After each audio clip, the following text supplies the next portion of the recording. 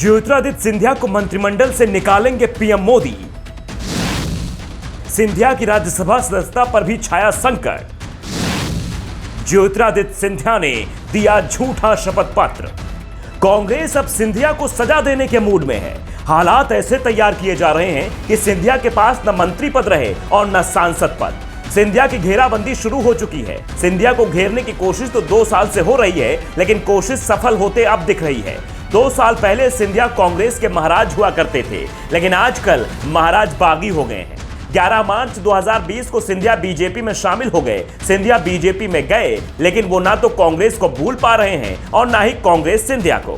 कांग्रेस तो उनका पीछा छोड़ने को तैयार ही नहीं है। आखिर महाराज की बगावत ने ही मध्य प्रदेश में कांग्रेस के 15 साल का वनवास भोगने के बाद मिली सत्ता उससे छीन ली। सिंधिया ने कांग्रेस छोड़ी, फिर कांग्रेस तोड़ी। 2 दर्जन विधायकों को कांग्रेस से तोड़ा। विधायक टूटे तो मध्य प्रदेश में 15 माह पुरानी कांग्रेस की कमलनाथ सरकार चली गई।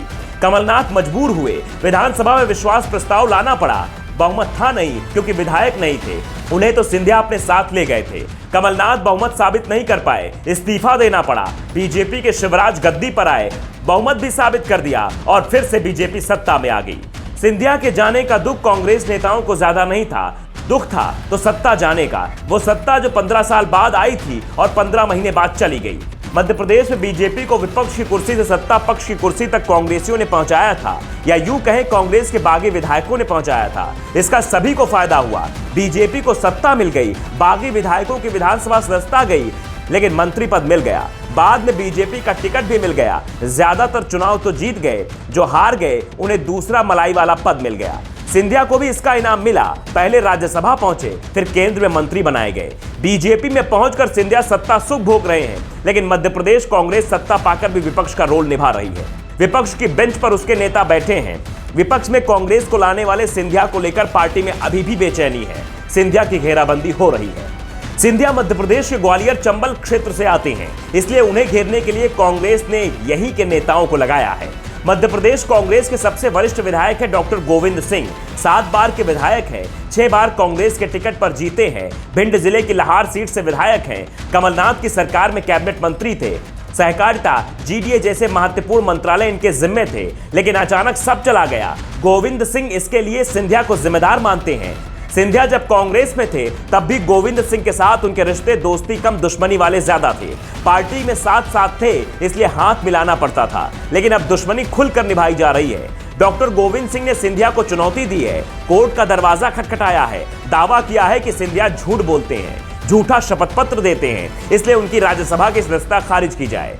गोविंद सिंह ने दावा किया है कि 2018 में जब कांग्रेस विपक्ष में थी, हम चुनाव हारे थे, इसलिए विपक्ष में थे। आज जीत कर भी विपक्ष में है। विपक्ष में होने के नाते सरकार के खिलाफ प्रदर्शन करने पड़ते थे।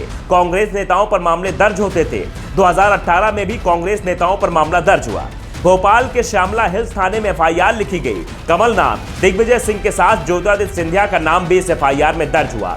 सिंधिया ने सार्वजनिक रूप से यह बात बताई, लेकिन अपने चुनावी हलफनामे में यह बात छुपा ली। नियम है कि उन्हें सब बताना था कि उन पर कितने आपराधिक मामले हैं अब तक। सिंधिया ने नियमों को तोड़ा है, इसलिए उनकी राज्यसभा सदस्यता खारिज की जाए। कांग्रेस नेता की याचिका पर हाईकोर्ट की ग्वालियर बेंच ने सिंधिया को नोटिस भेजा है।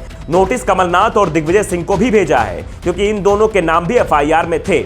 ऐसे में सवाल है कि क्या सिंधिया की राज्यसभा जाएगी, क्योंकि राज्यसभा सदस्यता गई तो मंत्री पद भी खतरे में आ जाएगा, और कांग्रेस तो यही चाहती है कि सिंधिया को उनके किए की सजा दी जाए। Bureau report, the such.